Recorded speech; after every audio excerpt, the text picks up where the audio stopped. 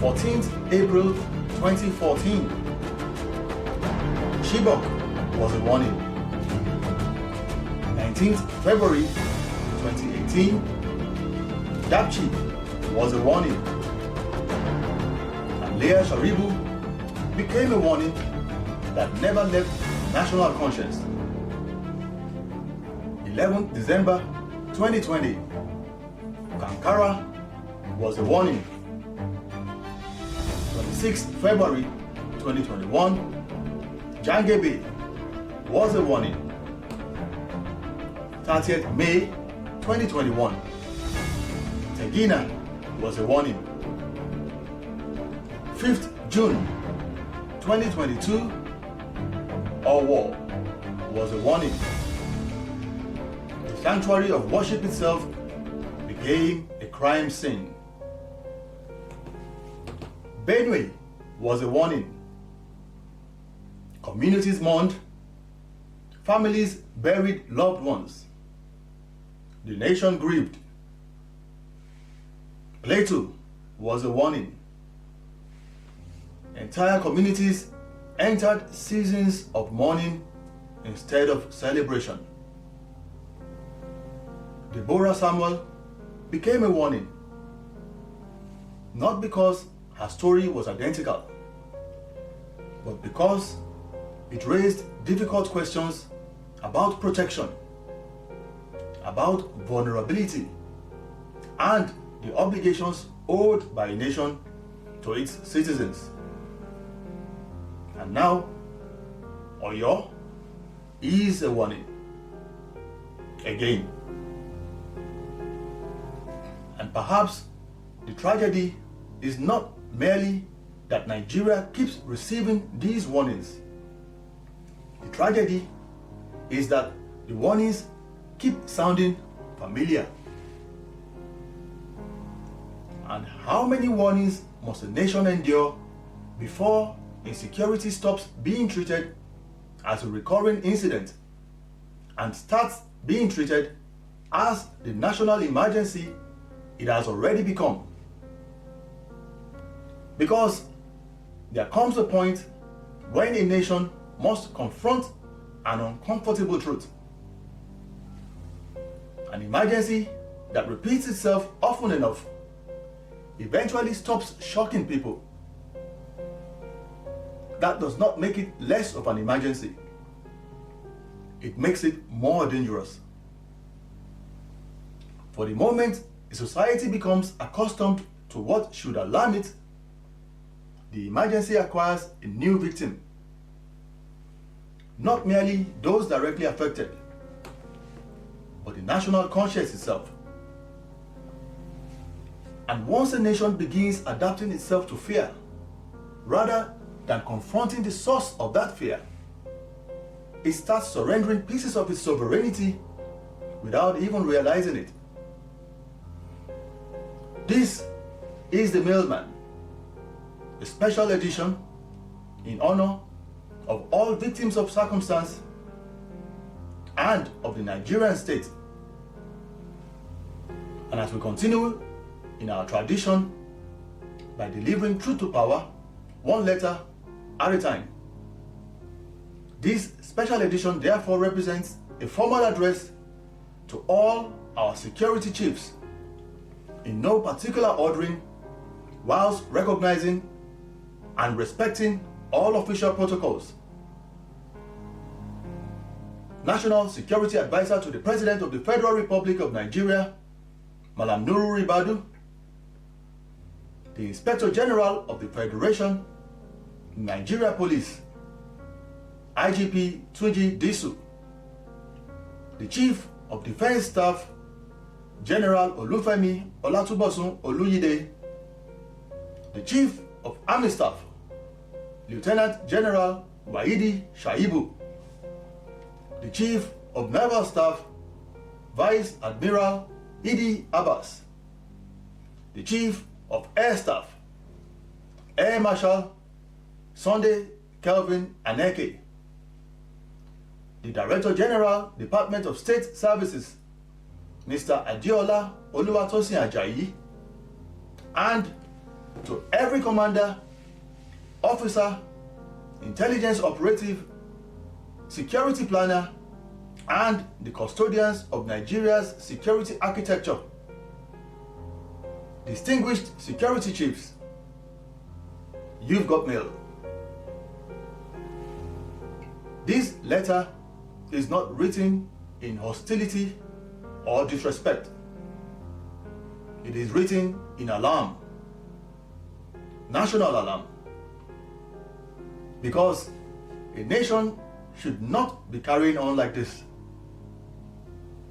Not after decades of experience, not after years of promises, not after repeated warnings, and yet, here we are, again.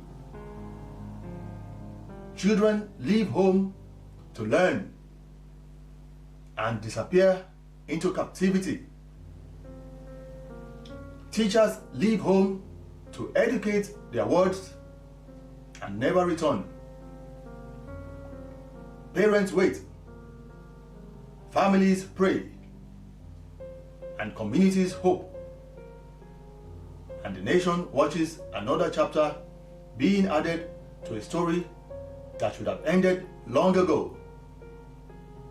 And that story is the story of insecurity.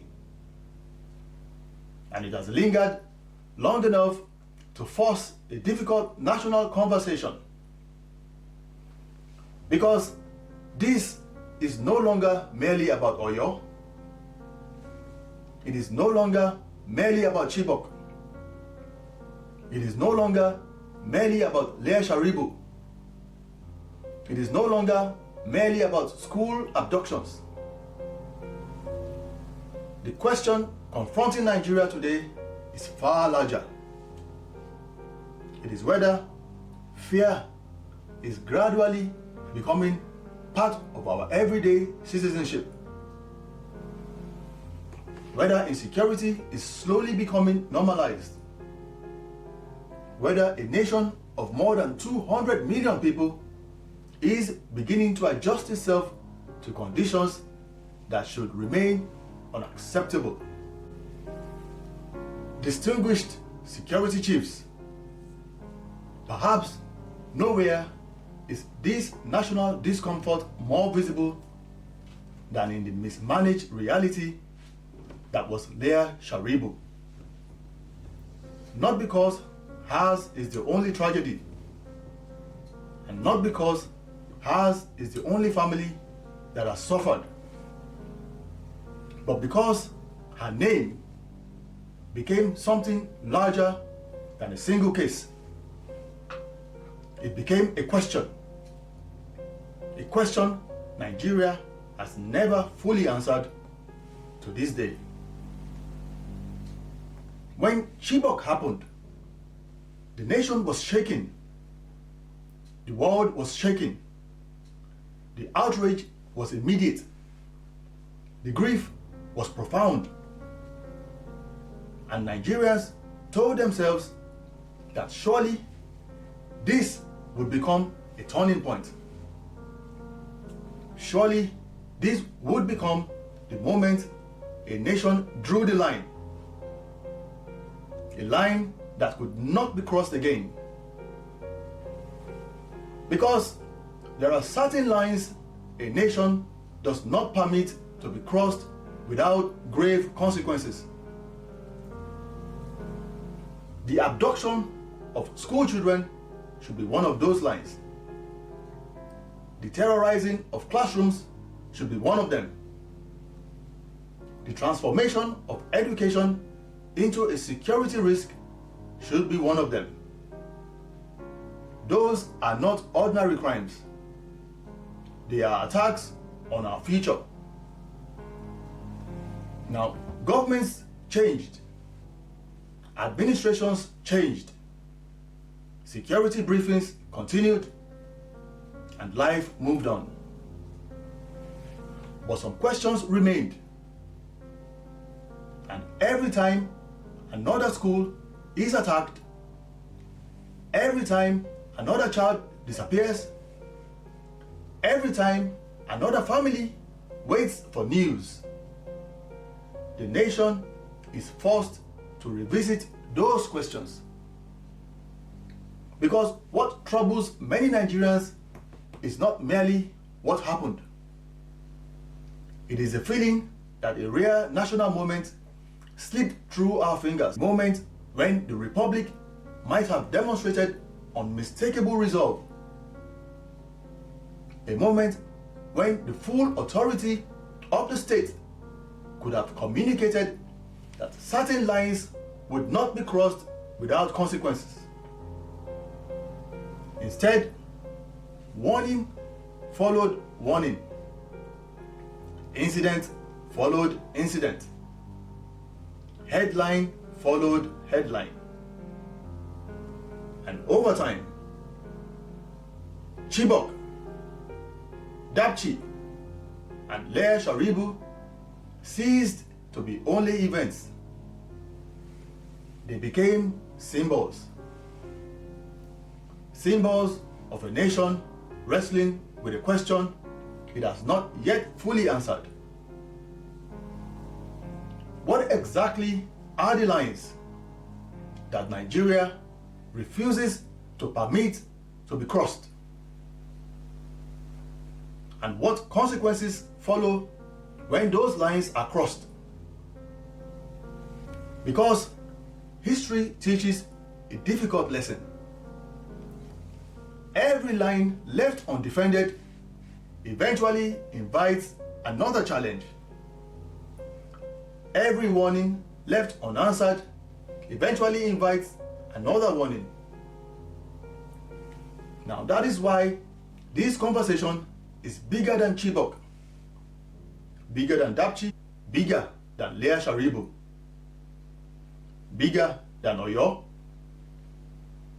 This conversation is about the obligation of a state to demonstrate through action rather than words that there are certain lines it will defend. For insecurity is no longer attacking only people. It is attacking possibilities. The possibility of learning, the possibility of investing, the possibility of traveling, the possibility of worshiping, the possibility of building, the possibility of dreaming. And perhaps nowhere is that more dangerous than in the minds of our young Nigerians. Because what happens when a generation grows up believing that terrorism is normal? What happens when children begin organizing their expectations around that fear? What happens when communities begin organizing their lives around their own vulnerabilities?